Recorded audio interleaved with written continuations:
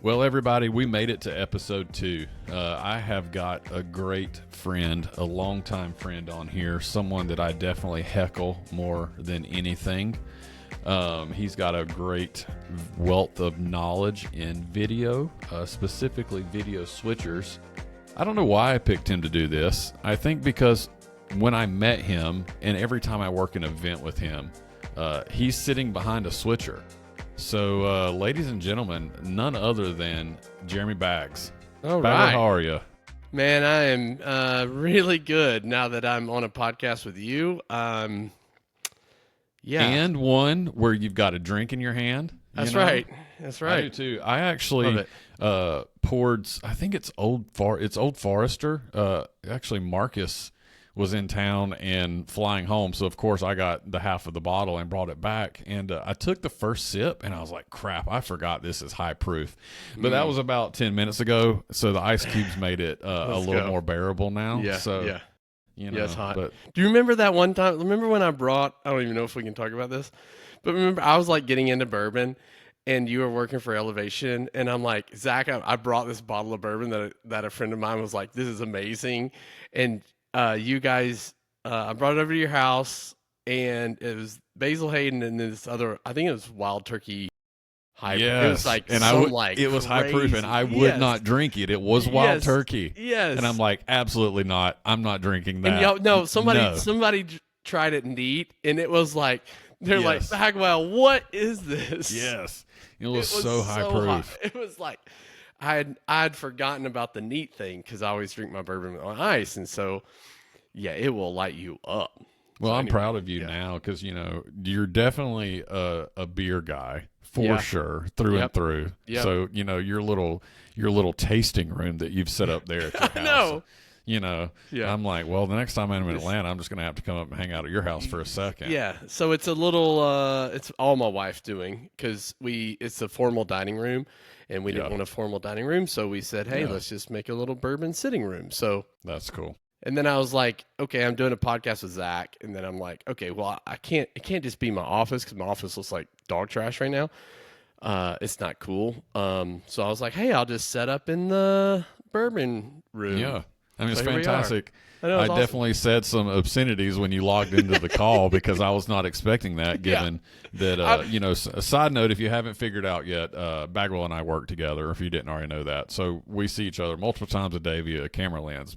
And this was not what he normally logs in as. That's right. That's right. My whole family, so the last hour, I was like, hey, I want to try something. And so my whole family was part of setting this up and everything. So my sixth grade son is like, he was like, Dad, can I? I'm like, no, you got to go to bed and stuff. Yeah. But he's like, Dad, you're going to be famous. I'm like, nah, it's just a podcast. Yeah. Yeah. That's funny. Well, maybe we will get famous. That's not real. I think you've known why I want to do this, and it's definitely not to get famous. It's to have these conversations and cut up. Yeah. It's funny, like you threw your room together. So Kim is a huge thrift store person. She does, Habitat Restore, Goodwill, all of that. Well, one day we go to the Habitat Restore, and they've got some Philips Hue light fixtures. Not the bulbs, the actual fixtures. So we walked out of the Restore with almost $500 in 2 lights for $75. Wow. And one of them, we finally replaced the contractor grade boob light in our kitchen with this smart light. You just said boob light. I did. It's what it's called. It's a boob light. That's what they are. Funny. I had never heard that, but as soon as you said it, I was like, I know exactly what it is. I wonder if that can get me flagged, or is really me saying that versus me dropping the F-bomb going to get us flagged? Whatever. But I also have an outdoor rated floodlight that's from Philips Hue, so it's full color, all of that. Everyone, it is sitting on my desk, making over my left shoulder look nice and pretty. There's a cut open drop cord, and there's definitely wire nuts laying on my desk. I love that. I love that. So maybe one day we'll get around to a little better lighting. I am definitely a smart home nerd, and I plan to put some LEDs in this cabinet back here. I knew that about you only because somebody that we work with, I don't remember if it's Tyler or Andy, but told me that. And So you should totally do an episode on smart home because, like, for me, I don't know. I'm just some dumb 40-year-old who I'm just now I getting love into it. But And it's funny when I do random post about that, how many people, and I have thought about the smart home episode just because, like I said, okay, I want to talk about life. Yeah. I know you know him, but Jonathan Sheehan is huge into smart home, and I didn't know that until I posted something, and he makes the amount of devices I have look like child's play. So I think he might be a good combo little interview as well. Yeah, for sure. Given what his actual job is, but we'll save that for later. Yeah. That would 100%. be good. So, I mean, we've covered, the bourbon already, and you have sent me a few pictures. How's the Big Green Egg experience going? It's good. Being a 44-year-old now and being what I would call a Big Green Egg virgin up until about 6 months ago. Yeah, I feel like I was kind of missing out on life, but I was lucky enough to come into a Big Green Egg on the cheap. But it's been great. We just cooked steaks on it Saturday night. Just cooked steaks on it, some chicken and steaks, and it was awesome. I would probably say it's the best steaks we've had so far. I want to get the mini because I purely just want to sear the steaks after I've reverse seared them on the Traeger. But Kim says we are not buying another grilling appliance of any sort because we have the Traeger. We have a Blackstone, and she's like, "No, we're not doing that." So I want to get an old steel like car wheel. I saw this years ago. Maybe think like campfire, but much smaller. Even if it's like a golf cart or lawnmower size wheel, something that will hold the heat. I can throw some coals in and get it as hot as I possibly can and sear steaks off on that. Because the Blackstone's fine, like it does a good job. But it's like if you could get that true like fire char on a good steak, I think that So I really messed up. Like two weekends ago we had steaks and I messed up because I didn't. My wife does not like smoky meats at all. Anytime we do, like that's why we haven't had like a smoke based grill. We just had Blackstone for a long time. Yeah. But I was like, okay, so we're gonna cook steaks, and I was like, I'll just do it on the Blackstone like I always do. So what I do is get it really hot, sear it on both sides, and then I have these baking racks, like drying racks, that I put on the surface of the Blackstone. That basically it's a grate, right? It's just an inch off of it, and then the steaks go there. Close the lid and let the steaks cook in the blacktop, or the Blackstone. But here's where I went wrong. I totally bonked on it. But what you have to do is you have, before you put them on the raised grate, you need to clean, because I put oil and salt and pepper. Yeah. But so then it got really hot in there and basically burned the oil and all of that. You tasted. Yes, and it was so annoying. Like when I was, they were cooked really well, but it was like very burnt oil tasting because it was. I knew it was so smoky in there the whole time, and it's like it's a burned oil smoke. No one likes that. So, and I know exactly what you mean, because if I'm lazy and I do a big barbecue on the Traeger of any type, and then the following week, so I typically, if I'm going to smoke something significant, it's funny because I work from home. Like I could do a brisket in the middle of the week. I know, but I don't. I just never do. I know.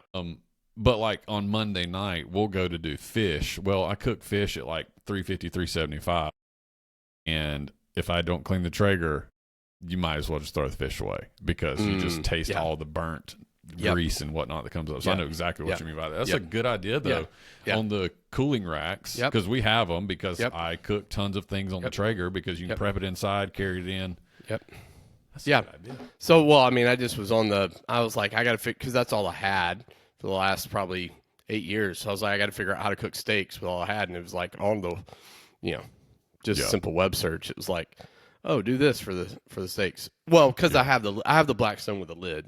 So that's another reason why. It's because basically it creates the oven. Yeah, we do so too. if you don't have that, but I've done, I haven't done brisket yet, but I've done a butt multiple times, which I've learned. Okay, so good little newbie tip for those of you who might be getting into smoking on a green egg. I didn't realize after like 3 times you need to clean the soot out of the bottom. Yeah. And I didn't know that.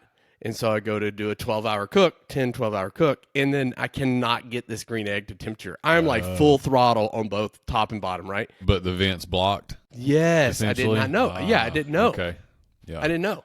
And I'm like full throttle, and I'm texting my buddy. I'm like, I mean, he has multiple green eggs and stuff, and so he's being my coach. But I'm like, why is this not getting hot? And then he's like, probably because the vent's blocked. I'm like, oh my gosh, I didn't even think about. So there's all that soot that goes down through, and so yeah, it would get up to maybe 300 degrees. But it should be like 600 to 700. Yeah, and you're ready like to rage. You're like, I've failed. I just need to return this thing and be done with this. Yes, because I was like, I got this meat in here. It's been 5 or 6 hours. It can't go up. I'm not.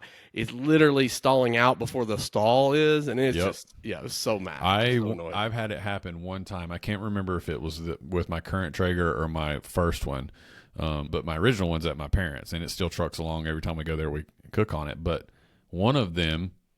I put a pork butt on it like midnight, wake up the next morning, and I know it was my original one because it was one of the ones with no electronics on it. And so it wouldn't tell you if it went out. Well, the fire went out, and I wake up at like 7 a.m., go to check this pork shoulder, Traeger's off, and I am freaking out. And the fire pit, the flame went out, it just fed pellets in there, and it completely snuffed itself out. And so there I am.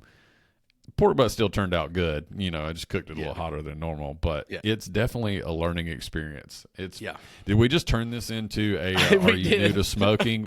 Long story short, you're going to be frustrated. Yes. Hot take, do not buy, if you buy a smoker and a week later you do a brisket, you failed. Yeah. Because your brisket's going to suck. I'm sorry if I'm pissing you off right now, but your brisket is going to suck. Cook some cheap meat first, get good at it, and then put you a brisket on there. It's like, I cooked my first brisket. Yeah, it looks dry as hell. I would not eat that. Yes. I have not done brisket yet for that reason, because it's like I want to figure out temperature, figure out all the things about it. So, And I mean, I've had Traeger for 6 or 7 years now, and it's like, it's still a learning experience every time you cook a brisket. It's like, I truly think the pros are BSing us. It's like, no, there's no way it's that good. I know. Yeah. All right. Do we want to get into the real stuff? So talk about? Okay. I made a list and I didn't send it to you. And I'm excited about this first question. My little tidbit bullet point here. And so, in my opinion,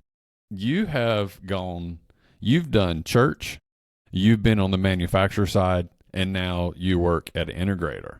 And I think that you have like leverage is the wrong, I don't want to say leverage because I don't feel like, but you have experienced it all. You know what it's like to be in the seat. You know what it's like to be the one trying to sell the piece of gear when someone else also has that piece of gear. So you truly know what fits the best. And you happen to work for an integrator who actually, is the end goal is to give the client the right solutions.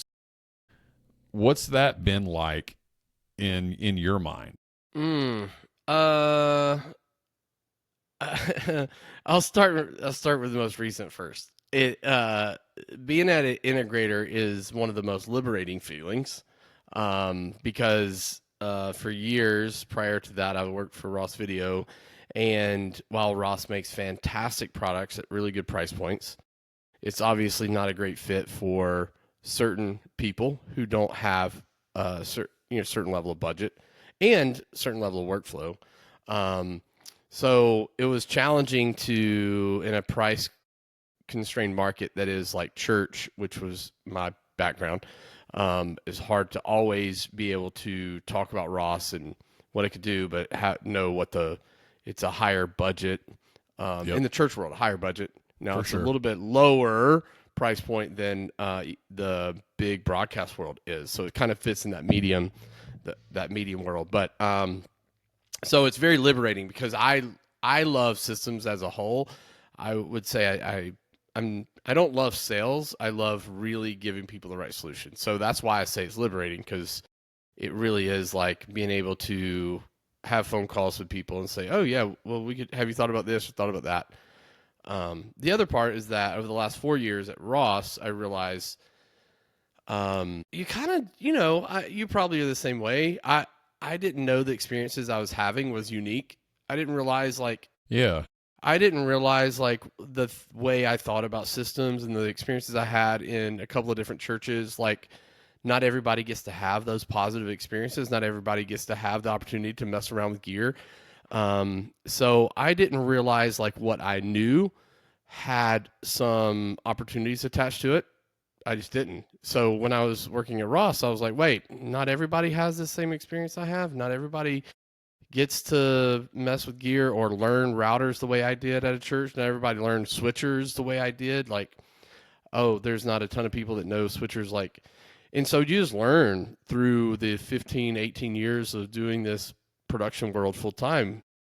I learned a lot over the process, and I didn't realize the depth of what I'd learned. Not that I don't have anything figured out, but I'm just saying, like, I just didn't realize that. So now being on this side of it is like, oh, hey, there is some things that I didn't realize you're struggling with that. Well, 10 years ago, this is what I did. Maybe this will help you, Yeah. So it's been fun to have those conversations. I sometimes feel like I'm becoming my parents, which sometimes is okay, because I'm like, yeah, I am 44 and I've lived a lot of life already, or a little bit of it, and maybe we can help some people go further faster. I think I learned, and I think you did as well. You learned on your own. You read manuals. You dug deep into things, but like, man, if I could have had that one extra person to take me that next step further faster, what could I have been doing now? Yeah. I agree. So yeah, that's why that's what my experience has been like. I did not realize like, I wasn't confident. Maybe I didn't, you don't know. You just when you sit down behind, because like, I know where you came from, and Bagwell didn't say this, but I'm saying it for him. Like, Bagwell came from North Point. That's ultimately how I know his background. And, he had a large format switcher that can be intimidating, but you said it right. And I think that that's something that's so frustrating right now in this day and age, is like, people just like, well, I don't have the gear. Like, well, you have gear. Yeah. You have some form of gear. Have you checked the internet? Have you read the manual? Right. Have you reached out to anyone? I'm just like, so many people have Black Magic gear, and it's come a long way. There you go. Yeah. I said it. Like, it is not what it used to be. It is much more reliable. And you can do a lot with it, but you can never take yourself to your maximum potential if you just say, well, I could do that if I had a raw Acuity or a Grass Valley platform. Like, no, you can do a lot on that small of a switcher as you could on the big one. You might not do as many times or have as many inputs, but at the end of the day, in my opinion, a switcher is a switcher. Yep. 100%. It's just a matter of how the scale of it. Yep. And I learned, I had some folks help me, but it was like, I sat in front of a switcher and I'm like, I got to figure out how to make this happen. It is literally Thursday and Sunday's happening. And I'm like, I got to figure out. And we had five screens. So at 12 Stone, which is the church I was at prior to North Point, we had a 2,600 seat room. We had 5 screens in the room, and we had a 2ME switcher with some auxes and stuff. So I was like, I got to figure out how to make, like, we were I get trying, it. Yep. Yeah. Okay. Yep. We were wanting different things on all 5 different screens, and so I was like, I got to figure this out. And it was a split ME switcher, so you could split the MEs, and which we'll talk about in a few minutes. But so I was like, I got to figure out what this thing is, and I was reading the manual, and I'm like, whoa, I could do. You mean there's two? There's 2 when transition split modules. MEs clicks in your brain. You get. Yeah. Well, you get, yes. You know what I mean? Yeah. Oh, yeah. Yeah. So I was like, what I can do. And so it was like, it just unlocked. It was like, oh man, so that's, and then you add macros on top of that. Then you add emems on top of that. So it's like, I was doing a training a couple of months ago, and it was like, okay, what do you know? What do you not know? And trying to teach like the relationship of emems and macros and DVEs and like how Yes. all these things have to like work in conjunction with each other and how you save them and how it's stored. And, it's definitely I shouldn't say complex, but it is definitely something you have to do in the right order and get right. And if you don't know what an emem is, or in Ross world, just a plain old memory, you need to look that up. You need to dive into that on your manual. It's essentially, it's not a macro, because a macro can execute a lot of things, but think of a emem as a preset, and it will recall literally whatever you tell it to recall. Key your settings, key your positions. It's how a lot of us will get from one 2-box look to another 2-box look to maybe a 4-box. And I know that's going big picture, but that's where it is. One button press recalls a ton of settings that you did. Yeah. I like, for the audio world, I feel like, well, let's be honest, It's a lot of us. Yeah, snapshot.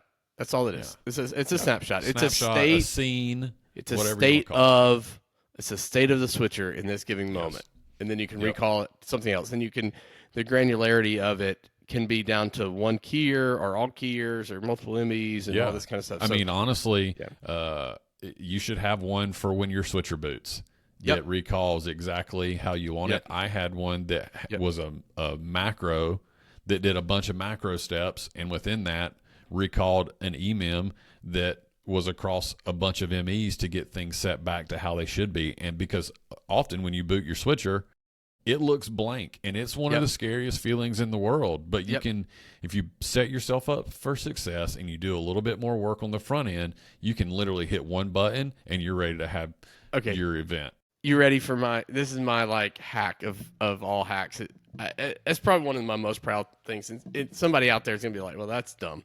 But I needed, like, we were using some pretty, for church workflow, pretty complicated ME setups and stuff. And then we had a ton of events happening during the week. And so different keyers were doing different DVEs and stuff like that. And then we were like moving a DVE lyrics. We were moving lyrics from the center of the frame down to the bottom for iMac. No, sorry. Take that back. It was the bottom for broadcast. And then on iMac, we didn't do lyrics. We did a lyric strip, LED strip. Yep. And so I shifted it up, right, to be on the LED strip in the right place, because I wanted the LED strip was center justified. Anyway, that has to work every time. You hit lyrics in, it has to work every single time. It's got to turn a keyer on for the broadcast cut. Got to turn it on the lyric strip. So I needed to be able to have like this bell button, like, hey, if something's out of whack, just hit this button and it'll recall a memory. Well, recall memories are instantaneous, right? It basically cuts to sources and keyers and everything else. So I was like, okay, so the grand reset button is, so what I did was so I recorded a macro. Every ME for the switcher, it was like 4 MEs for the switcher. Every ME did a slow dissolve to black. The memory, the grand memory, was stored with every ME being in black. So black was the source. So I would like time out the macro, and then I would set a delay. So then the memory recalled. And so therefore you could visually see nothing happened. And the keyers were all turned off too. So then you had like a 30 frame delay, and then the memory recalled. And then once the memory recalled, there was a couple of different ones had to take other sources. But I just told the director, like, hey, at the end of the day, when you hit that button, it all fades to black. Mm-hmm. And once you see it fade to black, you can preview and dissolve to whatever camera you want to and hit whatever. So it's like, but you have to think through, like, it took me a lot of like trial and error and like breaking things to realize, like, oh, I need to store the memory with all the MEs in black, because I was trying to figure out like how I could like smoothly fade from everything goes to black. If like all things are awry and our producer's like, everything's messed up, and it's like, just hit the reset button. Yeah. Everything, everything goes to black, preview source, dissolve, done. And then hit lyrics or whatever. So, but it takes just so many, I mean, that's years and years of like me understanding the relationship of macros and memories, what they're doing. And then you involve auxes too, because then we were doing a bunch of aux management too. So I did aux assignments in that as well.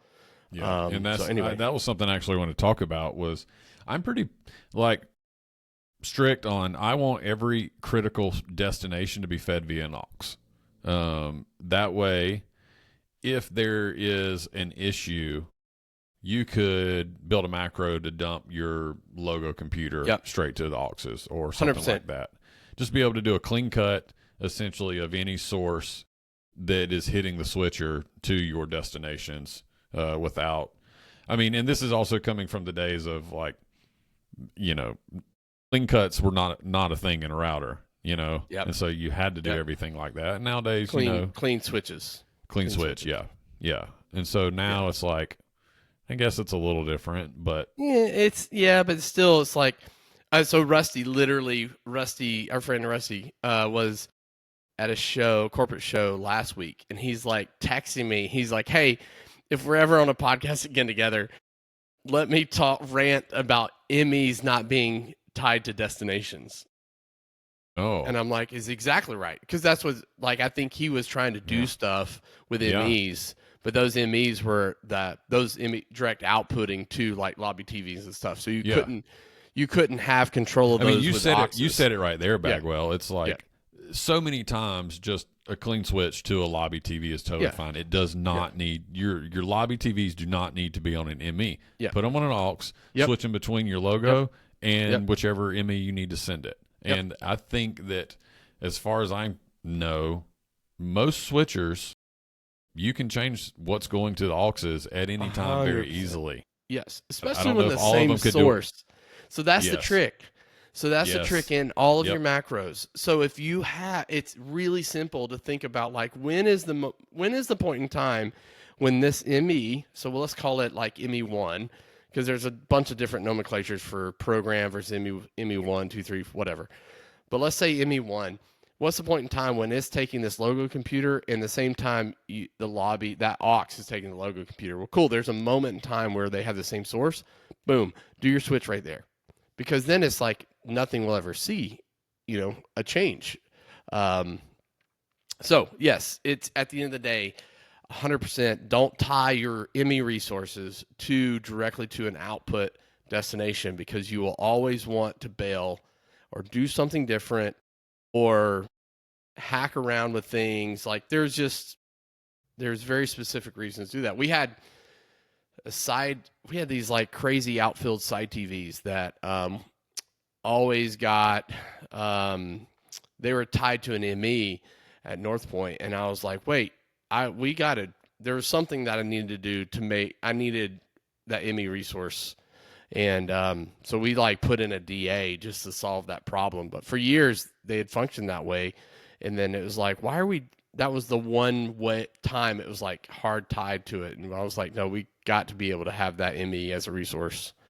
But yeah. So that's a big picture. Like what do you want to know? So there's split ME. There's a million different ME stuff and switcher stuff we can talk about. Well, I think so.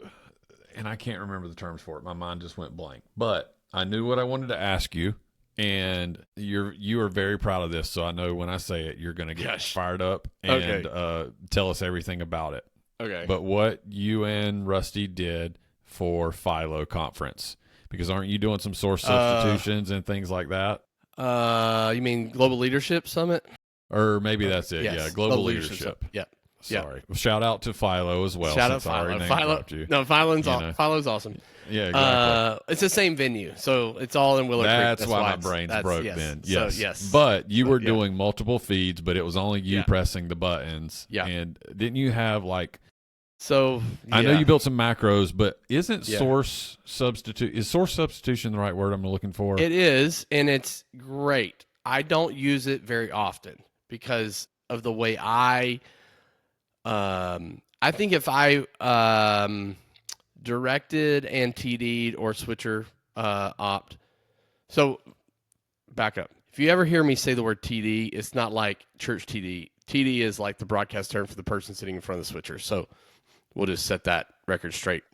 So, but if I ever video direct and TD as one person, I might use source substitution a little bit more. But source substitution is awesome when it's very specific and you know exactly what you're going to do every single time, and you don't need a whole lot of flexibility. So that would be a good point of like if you only had two MEs but you're doing a broadcast cut and you don't ever want to see the tight, or if you don't ever want to see the wide shot in the room. Yeah. So let's take camera. Yeah. Let's say jib. The jib is camera 7. That's for some reason it always ends up in that 6, 7, 8, 9 phrase or number. So camera 7, and it's like the jib's in the back of the room, and it's a super wide, and you're never going to take that to IMAX screens. Well, what you could do is say let's say IMAG is ME1 and broadcast is ME2. You could say, hey, every time I take camera 7 on ME2, which is broadcast, take camera 1 on IMAG. So it's literally, when I say take, is substituting. So when I take 7 here, substitute 7 with 1 here. So it's basically if-then statement of what you want it to do. And you can build a whole bunch of different like scenarios. So depending on how you want to do it. So it's really great for every time and just repeatable, and you know it happens and happens all the time, which is awesome. In my world, in a lot of the corporate events that I do, I need a little bit more flexibility. So I do the same thing, but not because the source substitution is changing at the engineering level how your switcher functions. So no matter what, when you hit that source, it's going to do what you've told it to do, and you cannot do that. So every time that does that with macros, then you have a lot of flexibility, because macros is literally like the way I was told macros work is and taught is like it's doing tasks that you all at the same time with more fingers than you have possible, right? So, hey, I need to do this and this, or this and this, or these 5, 6, or 10, or 15 different tasks all at once. Boom. Sorry, I'm like all snotty and pollen-y, so. It finally rained here today, and I know, washed all the too. pollen away. It was amazing. Georgia had this incredible level. Did you hear all the news? Like, Georgia, I don't know if it's the same for where you guys are at, but it was it was terrible. Like 5 digits. Patio. It's like 12,000 or something crazy. You know? I mean, we were talking about the Blackstone and Traeger earlier, but they, up until this afternoon when it rained, they were literally yellow. Yeah. Yellow. It was like mind blowing, and it felt like this weird yellow hue in the sky. It's just so much pollen. Yeah. So everybody I talked to in the last like 4 or 5 days, they're like, "Oh God, you sound sick." I'm like, actually, I feel really great. I just got all this the pollen world. Yep. Anyway, so macros, I do a lot of creating macros where because I live my world on macros, so it's like, hey, we take camera 7 and camera 1, right? 7 to the broadcast, 1 to the room. Or then I have another button that's like 7 and 2, another button that's like 7 and 3. So a lot of flexibility. And so Rusty will be the director, and he'll know we've kind of worked on, just take 15 minutes and be like, hey, here's a different, combo options that we might use for this show. And we build macros for it. Now, I've had to create either with symbols like 7/1 or different colors, so I know like what that actually does. So sometimes I want to dissolve, like in and out of videos, particularly if I want to come out to a combo, I like color that macro differently, because I know every time I see in Ross world, an inverted color, that's a dissolve, and a normal color is a cut. So I've created, I've systematized how macros look, all caps, for instance. So if it's lyrics in, for instance, well, it's all caps because that affects on air, either online or in the room. If it's a pip look or something that I want to just recall a memory on a different ME, but it's not taking anything to air yet, then it's lowercase. So you just have to build in the macro world. Like, I'm not smart enough to remember everything that I've built.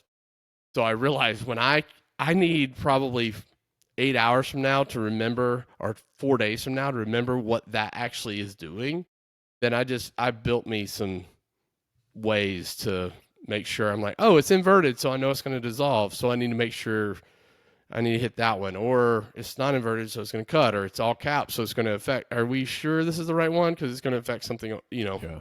or lowercase, and it's not. It's just going to do something prep, kind of under the hood. So that's what I'm most proud of. Yeah, but I like that workflow because you don't get yourself stuck in a situation, or if you do, you know how you can get out of it, versus if you hit this button, no matter what, it's going to do it. Yeah. I don't know enough about all the switcher brands, but I don't know if every switcher would do source substitution, but I do know pretty much every switcher does a macro. Yeah, so, correct. If you needed to do that, you could totally build it in the workflow that you just talked about. Yep. And, get yourself whatever various options you want when you've only got one person, because so many people do only have one TD. Yep. It's you've got to have a lot going on in an online experience, if we're talking church world, to justify having a separate TD. You need to have a significant amount of different things, in my opinion, to justify that, versus what you just said. If you take this camera, this one goes to the screens, and you get everything you need. Because so many places are just same lyrics, go. Yep. I mean, yeah. Well, I would also say, from a directing standpoint, church world, it's there's really probably 2 cameras in your service that are your aces, and that you just tell, like, hey, no matter what, you're going to be live somewhere. Yes. And so that's camera 1 and 2 and a lot of the workflows that I am part of. And I just tell them and set them up for success. And it's like, hey, at the end of the day, I don't need any snap resets. I don't need any crazy, if I ask you to go find another person, you're going to find another person in an elegant way. Because I could be, if I'm directing and switching at the same time, I'm sometimes looking down at the switcher and sometimes looking at the multi-viewer, right? So sometimes I just need to be able to press that 7-in-1 button and them be halfway decent shots. That's all I care. I was like, I don't even care about it being perfect shots. I just need to be halfway decent. So, so setting them up for success and just telling them, like, hey, this is the way it's going to go. Just be ready. And they're like, cool, we got you, So just training them to be there and be ready for that. Even in the corporate world, it's even more like that. I had a corporate gig in DC a couple months ago, and camera 1 was literally locked on the screen probably for 10 hours a day. It was just nuts. I mean, he was a stud. It was awesome, but they're just used to that. So it's a pretty normal workflow. So yeah, I think that's, at the end of the day, it's develop, really, I would say this, what I've learned is you just have to develop strategies for understanding what you're doing, so that even when somebody else comes and sit down, for me at North Point, when volunteers came sat down, I'm like, hey, if it's this color, it means this color, and create a cheat sheet or whatever, so people understand. But it's boom, the lyrics button is red. It's the only red button on the switcher, because guess what we miss all the time? Coming out of the welcome, pastor does the welcome, throws to the song. We're one verse into the song and we haven't hit the key for the lyrics. Right. Yep. That just happens all the time. So it's so I told our producer, it's hey, if I'm not around and we have a volunteer sitting in the seat, just tell them to hit the red button, because there's only one red button on the switcher panel. Boom, hit the red button. So anyway, there's just developing strategies like that. And that's why I would also say every switcher is a switcher, but not all switchers have the same user experience, which is a big difference. Yeah. So sometimes you're not just paying for more MEs. Sometimes you're paying for what that, and audio guys get it more than video guys. So, like, audio guys love their Digico, love their high-end workflows of their audio surfaces. Same is true for video, and a lot of times video doesn't get that preferential treatment. I agree, and I think, that's a great point because, and I think it comes down more to the GUI than it might even the physical surface. But yeah. It's like, yeah. At the end of the day, you walk up to a switcher, and it's got a bunch of buttons, a T-bar, and a joystick. Yeah. You walk up to an audio console, it's got a ton of faders. Some of them might have a lot of buttons. Some of them might not. And I know, especially some of the audio guys that you and I know, like, give them a bunch of buttons. They would rather have that than F with a touch screen. Yeah. Yeah. But in the video world, give me a switcher that's got a touch screen for a GUI. Yeah. Yeah, exactly. Yeah. Like, I just want it there, and I want it physically attached to it. I don't want to have to go to a computer for it. I don't want a bunch of drop-down menus. I want fully in-depth GUI control. Well, yeah, I mean, when I sit down at when I'm evaluating a switcher at any trade show and stuff like that, it's like, just show me the GUI and how fast can I get to what I need to get to. Yes. And I would say that's general for any gear. That's true. It's like, how hard do you have to think? Like, if you've got a certain level, if you've got a certain level of knowledge of how a switcher works, like last summer, every summer I do movement conference out in Montana, and it's the past 2 years it's been on a T&DV truck, and both those trucks happen to have grass on it, and we had some time to kill, and I wanted to just play, and I sat down, and I'm like, oh, okay, this makes sense, yeah, because it's just like, just turn your brain on, read the GUI, look at what the buttons say they're going to do, and you can essentially navigate to whatever you need. I do not feel that's the same with audio consoles. I could go on a rant about that, of like how hard sometimes it is to get down and into what you do. And there are a few platforms that I know extremely well. Like, I am definitely not an audio engineer. All the audio guys are going to laugh and agree because they know I would say that. But I can get myself around a console, and it's just like, I think the user experience on a lot of things is just crap. It's like, sure, it sounds like $1 million, but you need to be a damn rocket engineer to navigate it. Correct. Yeah, I mean, I would be the first one to tell you, like, I've experienced 4A, and it's really hard to understand, like, what they're doing. So, Black Magic is good enough. I think I struggle with Black Magic because it's almost I'll be the first one to tell you, like, I learned a lot from, like, the higher end switchers first, so then I've kind of had to learn the lower end. So that's not the best way to learn, because then it's you just get frustrated. Yeah. And I'm like, this should not be like this. But, like, at the end of the day, I understand why it is what it is, You paid $2,000 and not $200,000. Yeah. Well, hey, look who showed up. Okay at the moment. I know. If my dog's over here, one of the dogs is over here snoring. I don't think I've addressed that yet on a podcast episode. I mean, I can't hear it.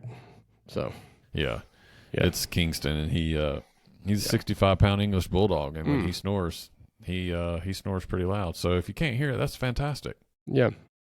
Well, we can just keep rolling, and if your camera strobes, it'll be okay. It's perfect.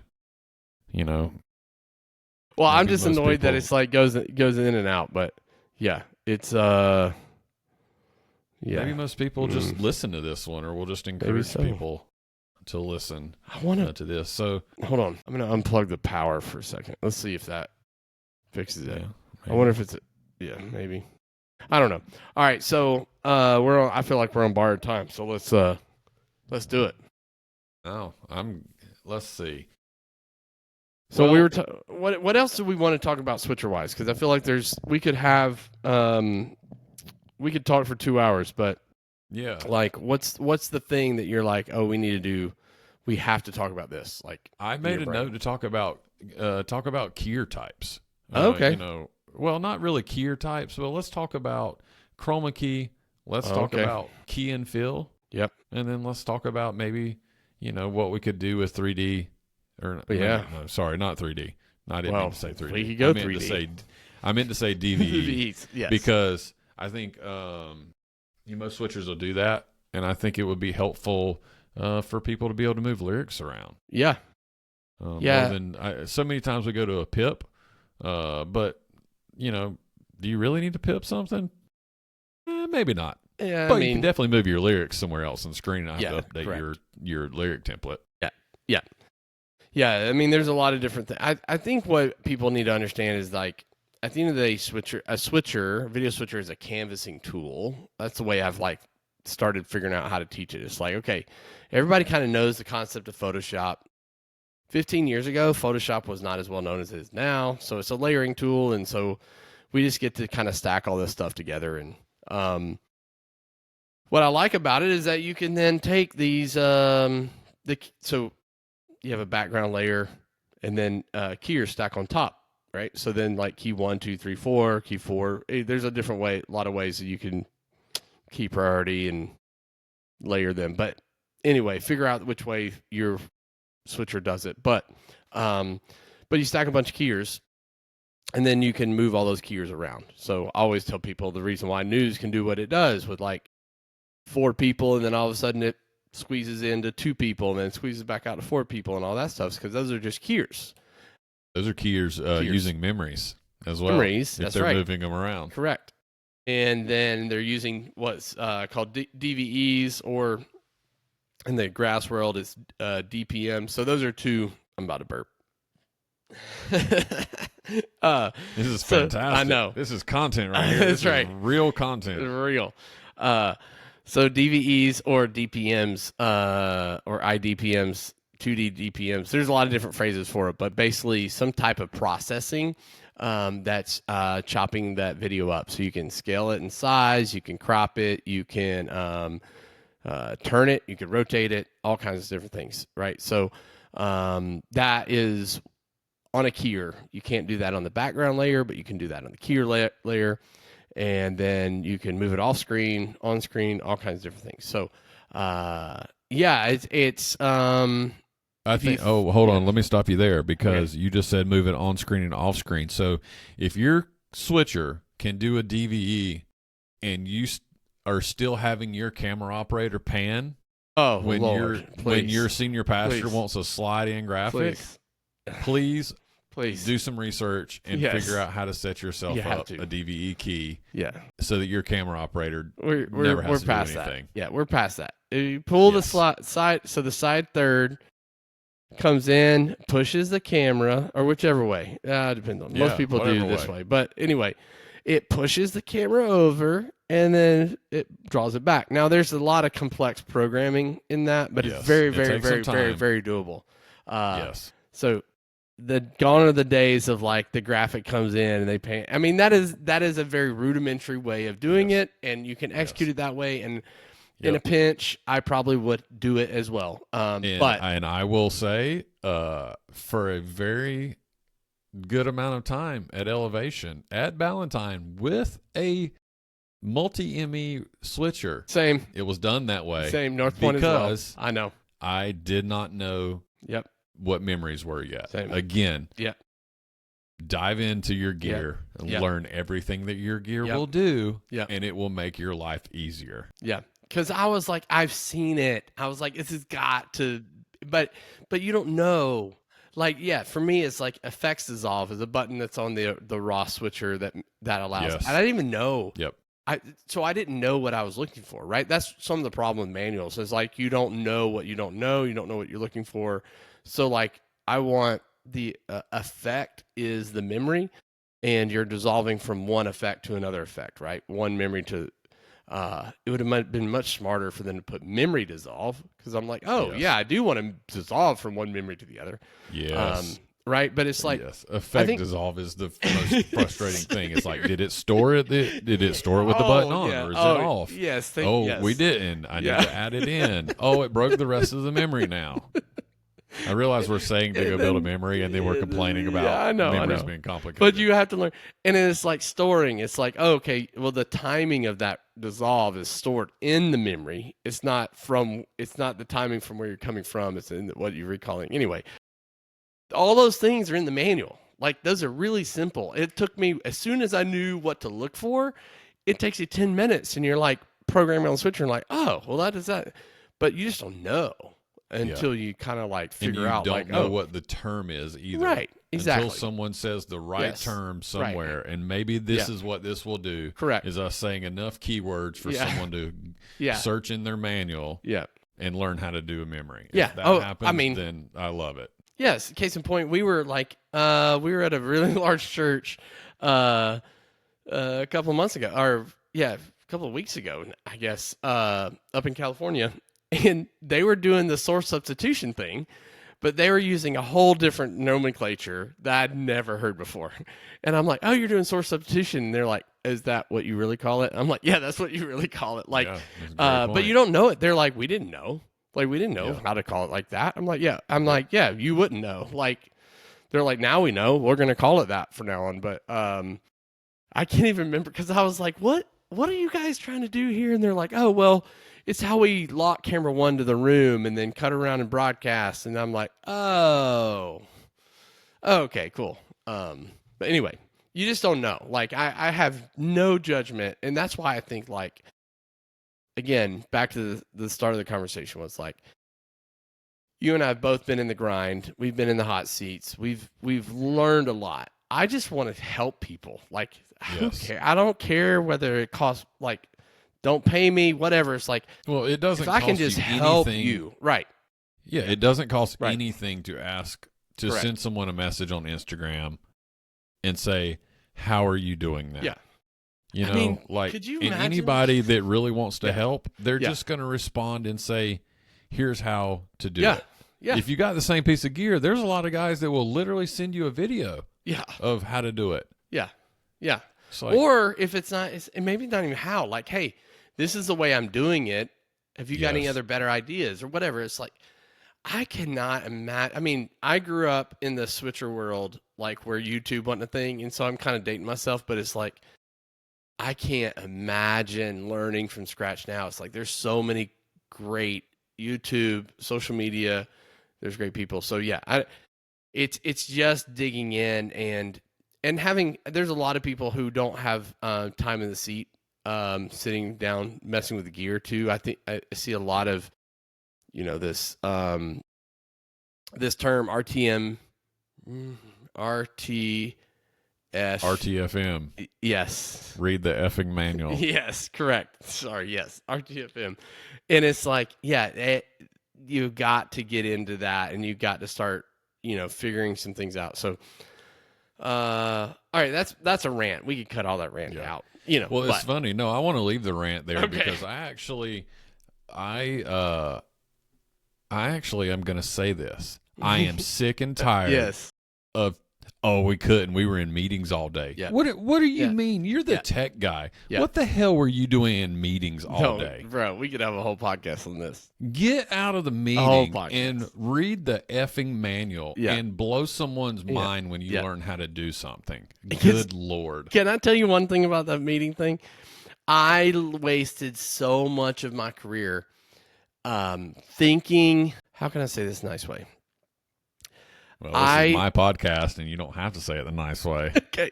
I'm just saying, I just thought too much of myself. I'm like, if I'm not in this meeting, the right things and decisions and the right things are not going to be made. And it's like, the reality is, I should have realized who I was, and like, what's best for me in my career is doing something else with my time in this moment. It wasn't just sitting like, I wish I would have dug deeper sooner. I wish I would have been in front of gear a little bit more, researched a little bit more, try to figure out things a little bit more. To be honest, I wish I was better connected with people who have gone before me.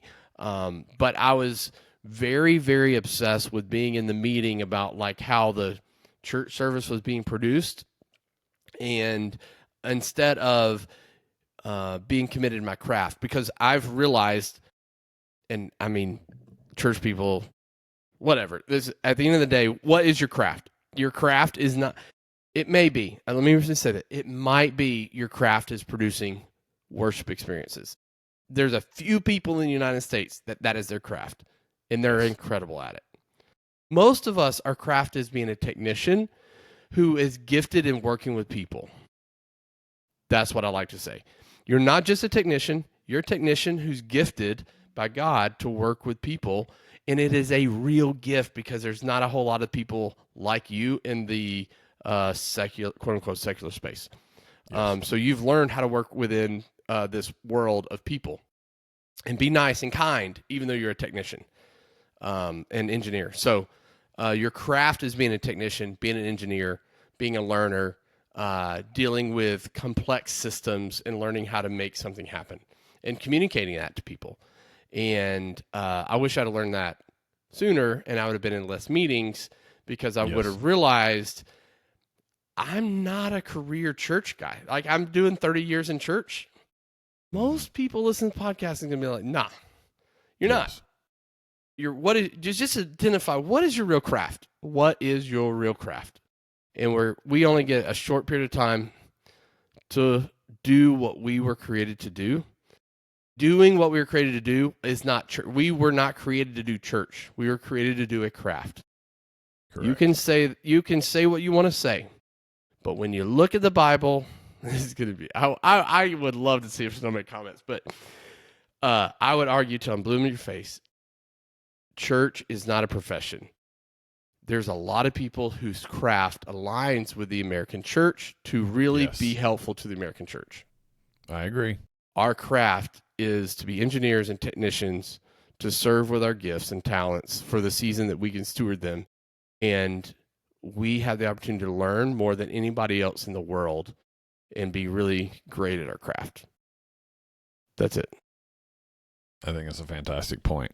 I mean, I know you've had conversations and how your stance on it. And yes, it's a great, I can't think of anything to say because I agree with you. Well, it's just it's the one regret I had. That's why I was like, I wish I was 34 instead of 44, knowing what I know now.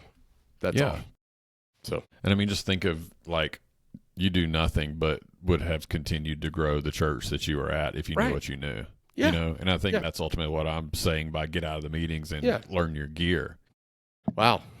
We went from switchers to my rant on crafts. Sorry. Yeah. Well, I want to end this on something that's for sure be controversial. Okay. This is my rant about things. I hate when you walk into a control room and it's 100 dB. Oh, come on. I mean, my God, what are we doing in here? I'm wearing custom molded IEMs with my comm headset in a control room because I can't hear over the video director having the audio at 100 dB. And I'm just going to call it out. Robbie Pearson, you need to lock down your video control at Passion because I'm coming in 3 weeks to do coming for you 515 with you all of Easter, and I don't want it to be 1,000 dB in there. Yeah. Turn the damn volume down so we can actually function and work. Yeah. It's I'm 100% with you. It's wild how even if you works. don't have it in comm, that's what I'm not even saying that. I'm not saying have the control room silent now. Yeah. Hope that Jared Olson still does this, but you walk into Ballantyne on Sunday morning, and it's pretty quiet in there. Yeah. But it doesn't need to be 100 dB. Even if it's worship, you can turn it up. But my gosh, can we just tell you about keep it reasonable? It should not be louder in the control room than it is in the auditorium. Yeah. Kind of my rant in audio world as well is in that regard is that stop giving your camera ops and control room ops single muff headphones where they have to turn it up so loud. No, in one ear. Well, nothing else is damaging their ear. It's like, dude, it's like when I go into venues and I see these camera ops like for 4 services wearing a single muff headset, and it's like 100 and something decibels of the director in that one ear. It's like, because this ear is open, and so the whole perceived loudness thing, they got to like crank this up anyway. So yes. Well, we're on the same page there, everyone. Keep your control room volume reasonable. I'm not saying turn it off. My preference, I would say turn it off. If you got it in, if you got programming calm, turn it off. Yep. Let's have a nice chill conversation and everyone talks normal and calm. But if you're in your control room and you're the engineer and you're having to scream into calm so that the person on the other end hears you, your control room's too loud. And you know it's too loud because if your camera ops are making mistakes, they probably can't hear you because it's coming through your mic, but they won't have the guts to tell you. That's a good point. Coming from someone who is also video director / TD. Yep. And is the one that gets frustrated when the camera shots aren't what he wants. Yep. Well, Bagwell, what an episode. Man, it was fun. We had a good time. We went all over the place with this one. All over.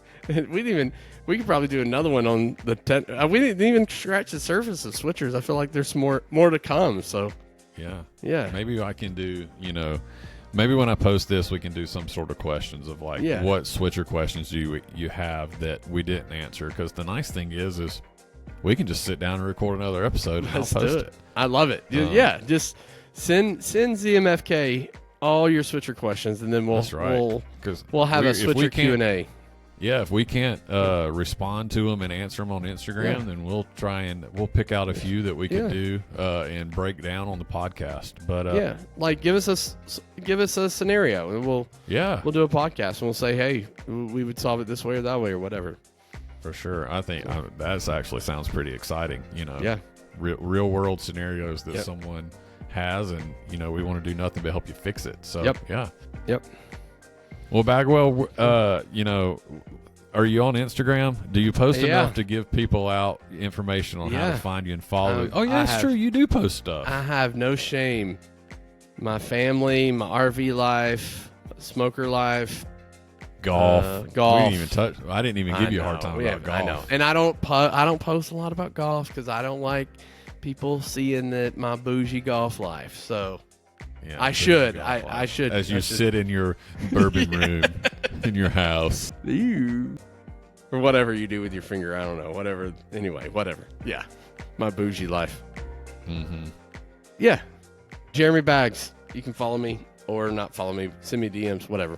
I'll try to respond. I will respond. Yeah, you will respond. Yeah. Valuable resource there of someone who has years and years of sitting behind all types of video switchers.